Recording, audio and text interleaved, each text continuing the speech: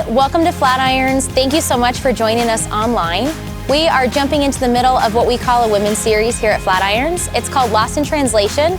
And what we're doing is we're taking different stories of women in the Bible to look at what God had originally intended for us. And so as we do that, if there are things that come up for you or if you have questions, we would love to connect with you on our website, flatirons.church.com, or any of our social media platforms. Again, we're so excited you're here, and we hope you enjoy.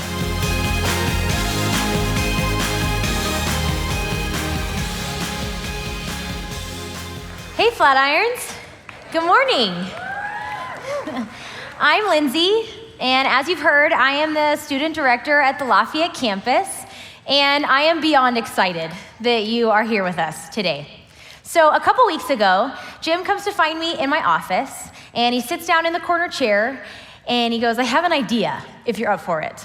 And Jim is kind of known for his crazy ideas, and so this could have meant 1,000 different things. And so I hesitantly kind of go, okay, tell me what it is.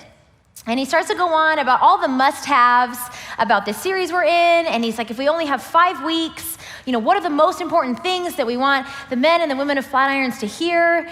And just as I'm wondering, I'm like, where is he going with this? And would he just get to it already? He just, without pausing, very casually goes, and then tell me which week you want to go. And I stared at him just like that, with this blank stare on my face, and the only word that would come out of my mouth was, okay. I was like, okay. And Jim finally, he nods at me and he goes, Lindsay, breathe. And he's right. I had completely stopped breathing for I don't know how many seconds. And so now, that's kind of how it feels to have thousands of you staring at me. Is I am trying to remember, Lindsay, breathe. Now, I won't pretend to know what each one of you are thinking, but I bet there are a couple conversations going on in your head that I wanted to acknowledge. For some of you, this is exactly what you have been hoping and praying for, that a woman would teach from this stage. And with that comes the high expectation that I speak on behalf of all women everywhere about all of the things that women want to hear. And folks, that is a lot of pressure to put on one person. I couldn't possibly represent every voice and perspective and lived-in experience of all of the women who call this place home. And so let's agree to this. I won't assume that my perspective and my opinion, speaks for all women everywhere if you won't either. But here is where I'm coming from. I'm 28 years old. I've been married for 3.5 years to my husband, Cole, and I spend most of my time with middle school and high school students who are trying to figure out who they are and if they belong. And so Cole and I don't have kids of our own, but I have walked alongside countless families and parents in crisis and parents who are in the trenches just doing their best to try to love and lead and guide their kids to become fully functioning members of society. And God help you, because that is so hard. And no, I'm not single anymore, but I have lived through heartbreak and longing and rejection, and I haven't forgotten what those things feel like, and I haven't forgotten you, and that you might be feeling that way. And so what I mean to say is my life and my season and my circumstances might not look at all like yours, but I do know this. I know what it is to wonder if I have a place in the world, to wonder if I matter, if I have any value, and if I'm worth anything. And so I can speak to that. I can speak to the battle in all of us between what has been told to us or passed down to us, and then the things that God says is true about us, and the things that he has woven into us on purpose. And so I can speak to that. And that's all I plan to do today. So we are in week 2 of our series, Lost in Translation, where we are talking about how over time and decades and generations, God's intentions, so what he originally had in mind for women, and not just for women, but for his people, that has been warped and diluted and hijacked by culture. And not just by secular culture, but also by well-intentioned Christians who have either preached or passed down a half-true or an untrue definition of what it means to be a woman. And so you can think of this like the classic game of telephone, right? As the message passes from person to person, some things get changed or added or taken away, and then what the last person hears isn't anything close to the original, right? And so it goes with the truth about who God created us to be. And so the only way to get back what we lost is to go back to the original, is to go back to the source, right? It's to go back to God's word, which I believe, right, holds all of the answers to our most pressing questions about those really deep and fragile parts of us that wonder, do I have a place? Am I enough? And do I matter? So I want to pick up where we left off last week, and we looked at this. This is Genesis chapter 2, verse 18. Then the Lord God said, "It is not good for the man to be alone. I will make a helper who is just right for him." And so from this verse, we know that women were created to help. Women were created to help. And like Jim talked about last week, that word helper has been lost in translation. And our English word doesn't really capture the full essence of the original Hebrew word used to describe us. And so I would adjust that to say, women were created to co-rule with God and men as allied sources of strength and reinforcement. Now, if we believed that, right, if we believed that, then we would live with a sense of confidence, right, that our voice and our perspective and our strength is necessary. It's necessary in the lives of our families and of our friends and of the world around us. We would live like we know we have something to offer, right? And when we live out of our identity as allied reinforcements, well, then the people around us should be able to catch a glimpse of the kind of God we have. A God who fights for us, who fights alongside us, a God who runs toward us in our mess. Because we as women, we uniquely reflect the way God is our help. And well, how do we know that? How do we know that we reflect that part of who God is? Well, because the only other time the same word for helper is used in Scripture, it's used to describe God. So it's used a couple times like this. We put our hope in the Lord. He is our help and our shield. I look up to the mountains. Does my help come from there? My help comes from the Lord who made heaven and earth. So as women, we reflect that part of God's character as a source of strength and as a source of reinforcement. But that got lost in translation somewhere along the way. And when we don't know that we already possess all the value and the worth and the strength, it's already in us because we were made in God's likeness in that way. When we don't know that that is who we are, I think one of two things happens for us specifically as women. I think we become one of two things. And the first is helpless. We become helpless. We start to believe that we have no strength, that we have no say, that we have no agency, right? And we give up our ability to make choices and decisions. We give up our ability to act and to move and to do something, right? And why? Why would we do that? Well, maybe it's because we figure we're just the help. I'm just the help, and that must mean I'm inferior and I'm weak. Right? I'm second fiddle. And so it wouldn't really matter if I wasn't here. Right? I'm just the help. Right? This misunderstanding of our identity, it causes us to live as a victim to our circumstances. Life just starts to happen to us. Right? Now, this is not to say that women haven't been victimized and run over and taken advantage of, because I know that we have. But this is more to say when we don't really know what it means to be the help, we're likely, right, to fall victim to a lie that I think goes like this. It's not my place. It's not my place. Like, this is the lie that has most often immobilized and kept me stuck. So when I felt God compelling me to say something, like when in my gut, I knew something was wrong and I should have said something, I didn't. This is the lie that paralyzed me when I knew I should have done something and I didn't. This lie has planted seeds of doubt in my mind as I have chased after my career and my calling. It is this lie that contributes to an entire tape that plays in my head every single time I fail. And it goes like this. See, you can't do this job. You're just the help. And so you should have stayed in your place. Does that sound familiar? Where did I even learn that? Like, where did we ever get the idea that it's not my place? Right? Maybe someone has flat out said that to us. Maybe someone told us that to our face. Or maybe we've just picked up on all of the subliminal cues meant to signal to us that we're not supposed to be here. Like being the only woman at the conference or the luncheon, or being the only girl in your class to run for student government, right? We got the message. Oh, I'm not supposed to be here. It's not my place. Maybe we just haven't seen a woman or someone mirror for us what it looks like to be in that place. And so we've figured it's just not for us. And even worse, we put that on God. And we assume he agrees. And we put ideas in his head and words in his mouth about what our place is. We put words in his mouth. And so maybe there's legitimate reasons why we believed and fell for the lie that it's not our place. But once we know the truth, we can't keep living in the lie. And women, I think we have to look at this seriously.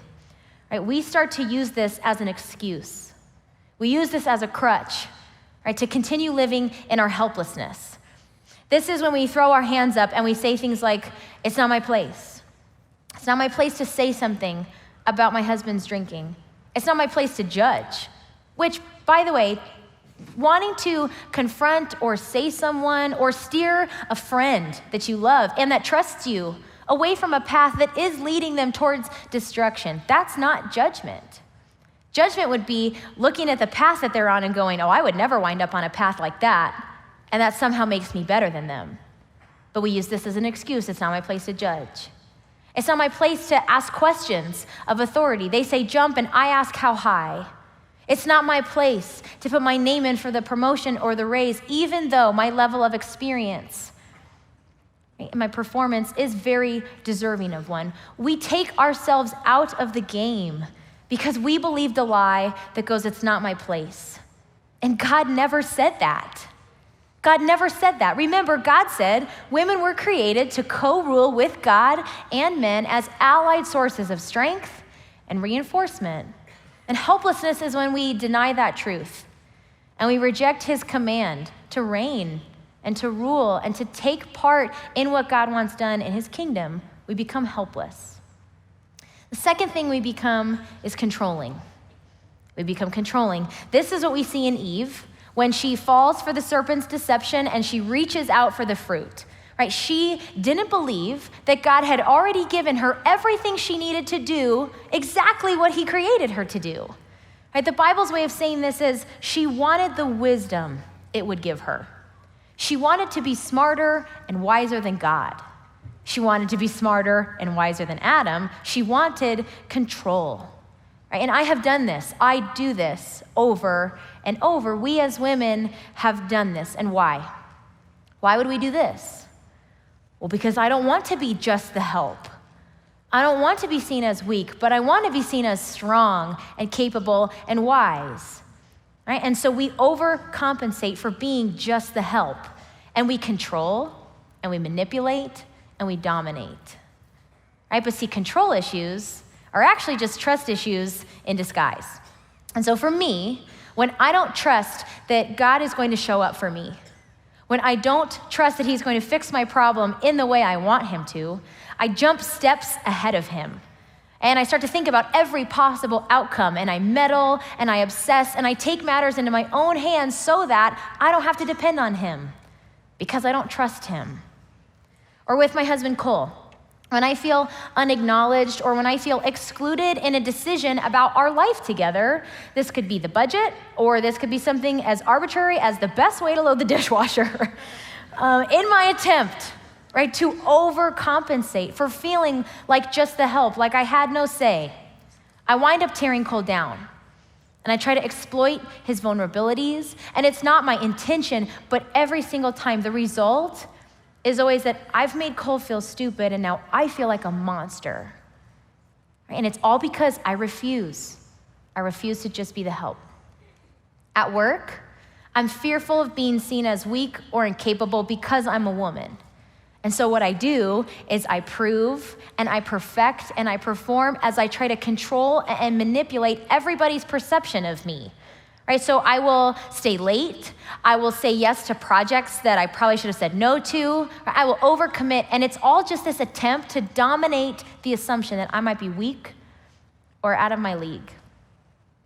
Maybe you can relate to some of that.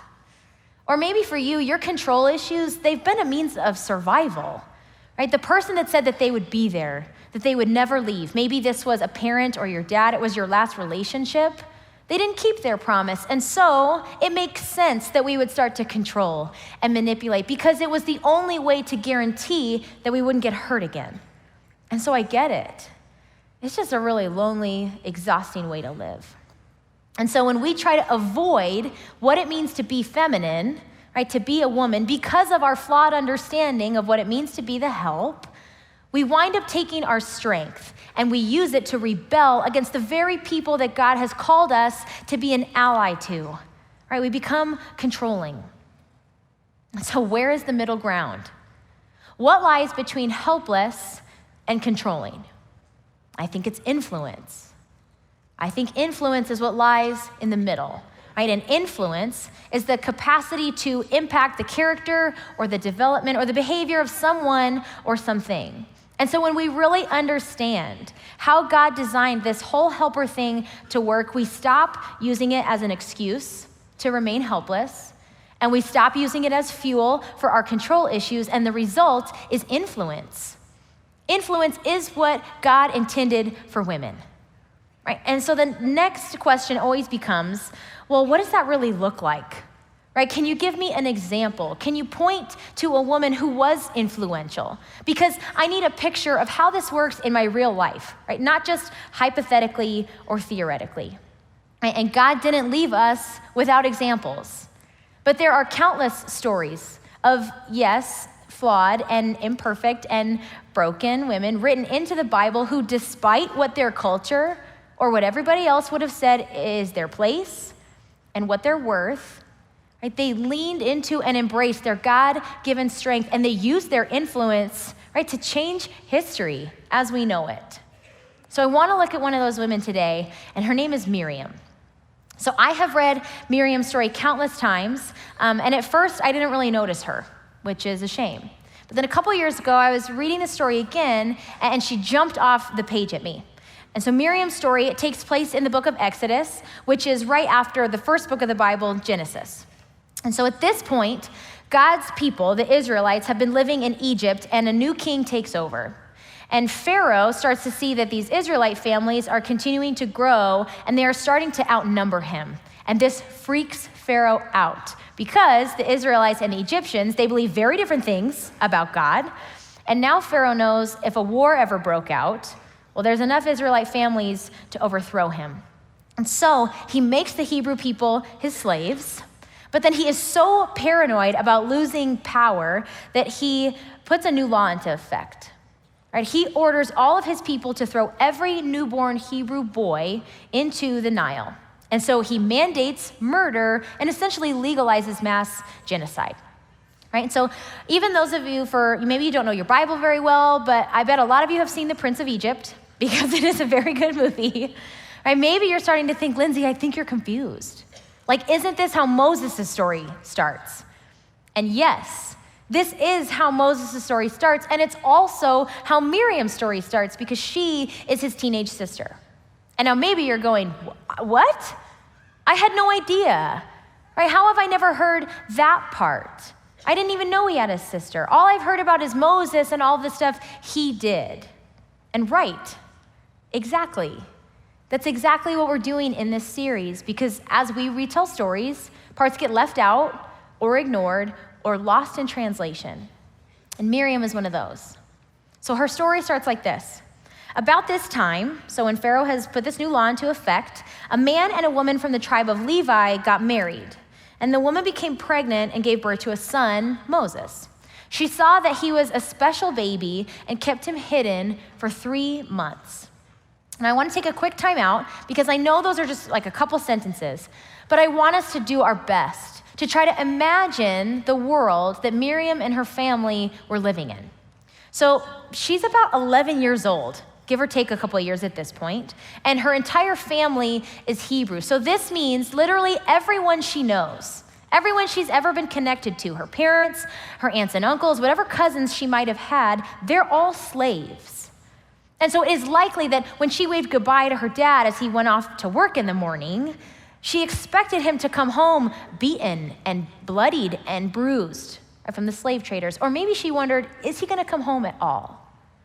And she lived in a culture that hated her for something that she had absolutely no control over. Right? And maybe we know what that's like. Maybe you know what it is to feel outcast because of something that you have no control over. Maybe this is the color of your skin. Maybe this is the shape of your body, or it's your heritage. Right? It's the side of town you grew up in. It's the language you learned to speak at home. It's the family you were born into. Miriam knows what that felt like. Right? So her mom gets pregnant and gives birth to a baby boy. And Miriam knows what this means. She knows. She knows that if anybody finds out about this, it means death for her baby brother. Right? It means death. And so Miriam has to keep a secret that quite literally means life or death. Right? Imagine. She's 11 years old. Imagine the weight of that. Right? A lot of us know the weight of that. What it's like to keep a secret. And maybe it's not literal life or death if anybody finds out, but it is the death of a friendship. It's the death of a relationship. It's the death of some future or vision that you had for yourself. Miriam knew what that felt like. Well, let's keep going. But when she could no longer hide him, she got a basket made of papyrus reeds and waterproofed it with tar and pitch. She put the baby in the basket and laid it among the reeds along the bank of the Nile River. The baby's sister then stood at a distance, watching to see what would happen to him. Now, this is an impossible choice. Miriam's mom has to make an impossible choice. She can't keep him, right? Because hiding him only becomes more dangerous as he gets older, and she can't drown her own child. And so maybe she figures, if I put him in a basket and I send him down the river, at least I won't have to watch with my own two eyes. And then Miriam is losing her baby brother, who I imagine for the last 3 months she has spent rocking him and holding him and putting him down to sleep and making sure he didn't make a sound so that nobody would find out. So imagine the stress as she stands back and wonders what happens to him, and she goes through every worst case scenario in her mind. Is the current gonna be too rough and he'll flip and he'll drown? Will a crocodile come after him? Will the Egyptians find him and then drown him anyway, living with intense fear and stress and anxiety? Miriam knew what that felt like too. Well, here's what happens. Soon, Pharaoh's daughter came down to bathe in the river, and her attendants walked along the riverbank. When the princess saw the basket among the reeds, she sent her maid to get it for her. And when the princess opened it, she saw the baby, and the little boy was crying, and she felt sorry for him. This must be one of the Hebrew children, she said. And then the baby's sister approached the princess. Should I go and find one of the Hebrew women to nurse the baby for you? She asked. Yes, do, the princess replied. And so the girl went and called the baby's mother. Take this baby and nurse him for me, the princess told the baby's mother. I will pay you for your help. And so the woman took her baby home and nursed him. Approaching Pharaoh's daughter, this was unthinkable. This was absolutely unthinkable. The princess had every reason to hate and despise and want to get rid of Miriam. She could have had her arrested or worse that day at the river.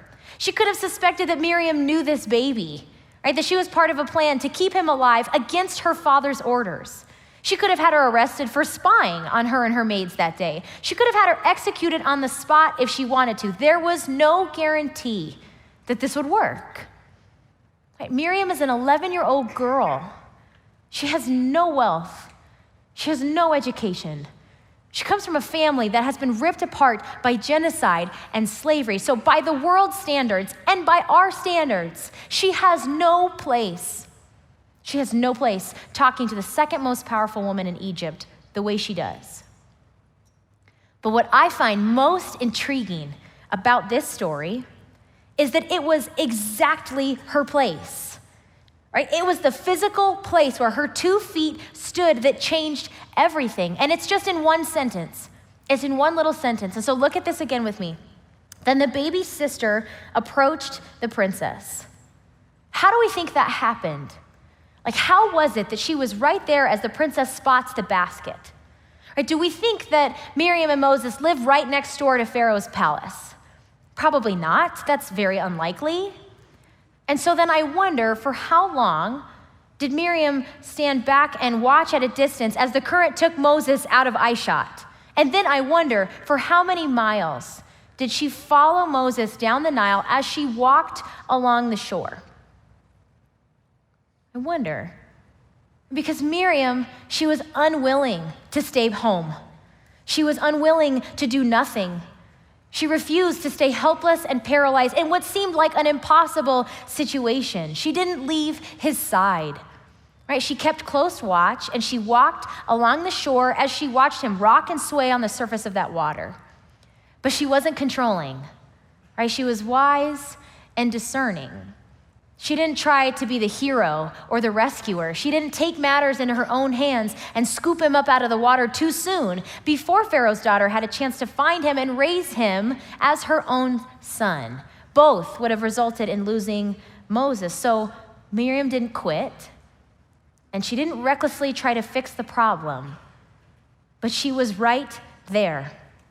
She was right there, and she put herself in a position, right, to seize her opportunity of influence.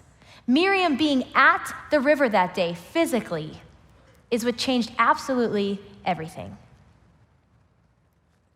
So I'm Lisa Brandenburg. I'm the care director at Flatirons Church.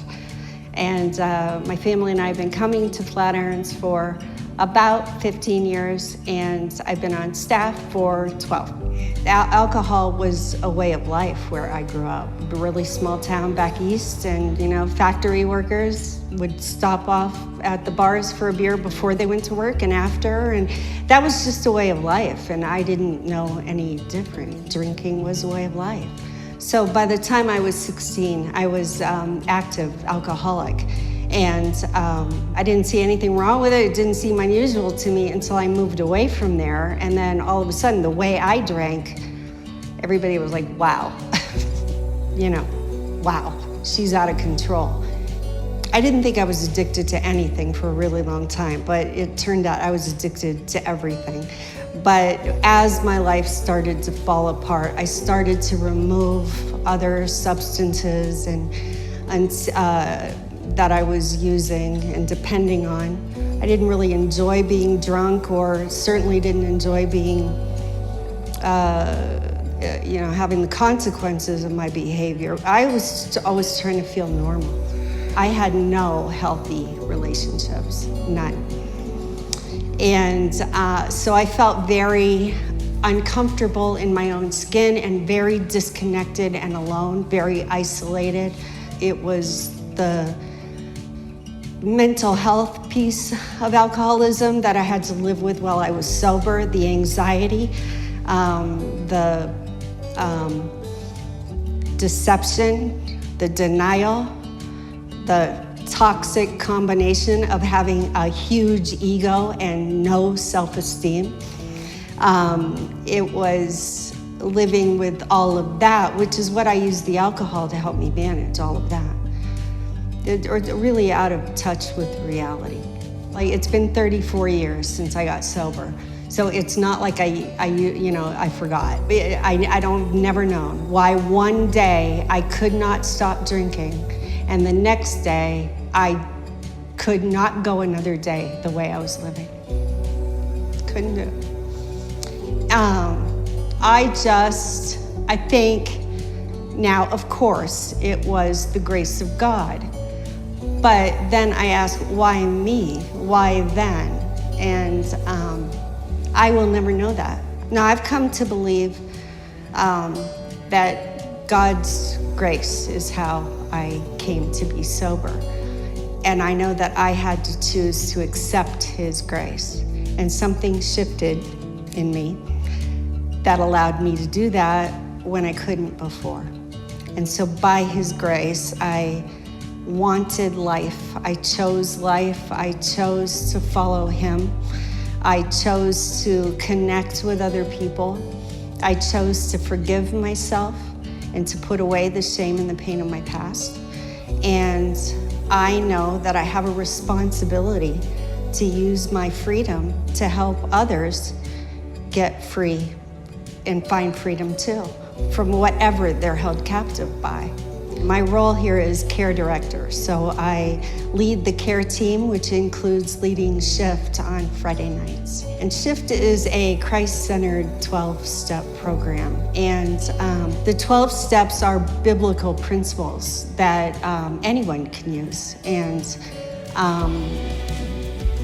the community of Shift and 12-step programs is how I found sobriety for my own alcoholism. I know that God uses the very things that I thought were going to ruin me to bring purpose and meaning to my life, and to that my experience and strength can influence others, I hope, and inspire others. And all I can do is give them the message that freedom is possible. And when I say to people that freedom is possible and that none of us have to stay stuck where we are, and that we can all get free of whatever it is that holds us captive, I don't hope that that's true. I know that that's true. Yeah, give it up for Lisa. So if you know Lisa, you love her. And if you don't know her, but you got to meet her, you would love her. And I love her story because it illustrates what we're talking about today. That there comes a moment, right? There came a point where she said, I couldn't live like this anymore, where she refused to live as a victim to her disease and to her circumstances. And now, 34 years later, she spends every single Friday night walking alongside people who are in the middle of their own pain, their own struggle, their own mess. And she uses her influence, right, to help people get free from the same things that she was held captive by. And so how do we gain influence? Right? It's what we all want. But getting up out of these seats, we want to know, how do I gain it? How do I know that my life will mean something? How do I know that I can make a difference?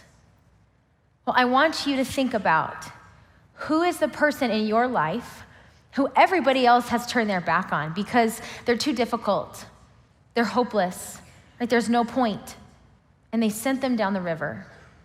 What relationship in your life is barely hanging on by a thread, and everybody else would look at it and go, just leave, don't bother, why try? And you are debating sending it down the river. What dream or hope do you have for yourself that everyone else has looked at you and said, it's too hard, that'll never happen, why try? It doesn't happen for people like you. And so you sent it down the river. Who or what is that for you? And then we start by taking a cue from Miriam. We don't back out. We don't stay home. We don't stay helpless and throw in the towel. And we don't recklessly try to fix or change them. We don't jump in too soon. We don't try to control everything, but we just keep showing up. We keep walking through the mess with them every day, on the really dark, desperate days, and on the really good, hopeful days, and then every day in between. We keep walking along that shore, and we wisely wait for our moment of influence. Like, this, women, is what we were made for. Right? Think about the strongest, most influential women in your life that you know. Were they never around? Were they always absent or gone or missing? No. Were they pushy and overbearing and coercive? No. I think about the most influential women in my life. I think about my mom. I think about my sister. I think about my pack of closest girlfriends, and they have always been right there. They have been walking through the mess with me. They have been walking along the shore for as long as it took. They put themselves in a position of influence by walking through the mess with me, by being just steps away and knowing when to walk out past the shore, beyond the reeds, into the waves, because I needed help. That is what influence looks like. That is what it is. And so years later, God uses Moses to free the entire nation of Israel from slavery. God splits the Red Sea in half, and Moses leads the Israelites through, right, on dry land. And do you know who is there standing with him on the other side? It's Miriam. It's Miriam. She is still right there. She didn't leave his side. That day he was put in a basket and sent down the river to die. And she didn't leave his side as he approached an impassable Red Sea and the Egyptian army closed in behind him. But she has been walking through the mess with Moses. And so years after that day of influence at the Nile, it's because of that day that her and Moses are able to stand on dry ground. Do you know what she does? She sings. She sings a song of praise and of thanks to her God. And that is how I want us to end today. We're going to close with one more song. And there are these lines in it that say, "You make me brave. You call me out beyond the shore and into the waves." And when I hear those words, I think about the way that God made Miriam brave. How she didn't do nothing, how she didn't stay home and stay helpless, but she didn't try to control and fix the problem, but how she bravely walked along that shore. And then in a moment of influence, she stepped out beyond the reeds, beyond the shore, and into the water, and it changed everything. I think about how God made Miriam brave. And so, despite it feeling risky, and scary, and maybe dangerous, this, women, is what we were made for. This is what we were created to do. And so as we sing this last song together, whenever it becomes true for you, I want you to stand, and I want you to declare those words with me.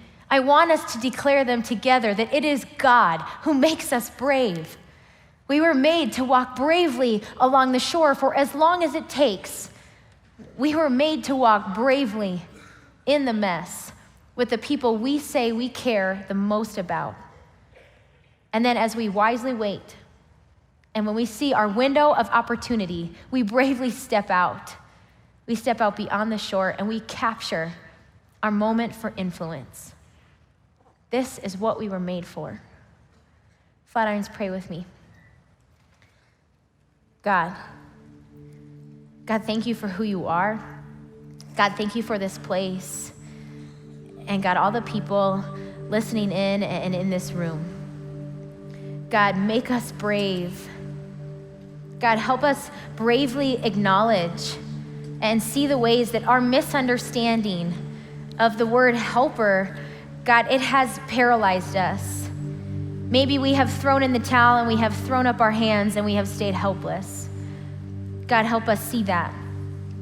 God, make us brave and courageous in the ways that we confront, the ways that we have taken our strength, and instead of using it to stand as allies, God, we have used it to tear people down and to rebel against them. God, ultimately, I am thankful for your son, Jesus, who modeled this perfectly for us. God, when he saw us helpless in our sin and in our mess and in our brokenness, he didn't do nothing, God, but he stepped in. And God, I'm thankful that he doesn't push or force anything on us that we aren't ready for, but God, that he is patient. God, help us to be more like your son, Jesus. Help us to be wise and discerning as we wait for our moment of influence. Help us as we continue to walk along the shore and walk through the mess with the people we love. Jesus, I love you. Jesus, we need you. And in your name I pray. Amen.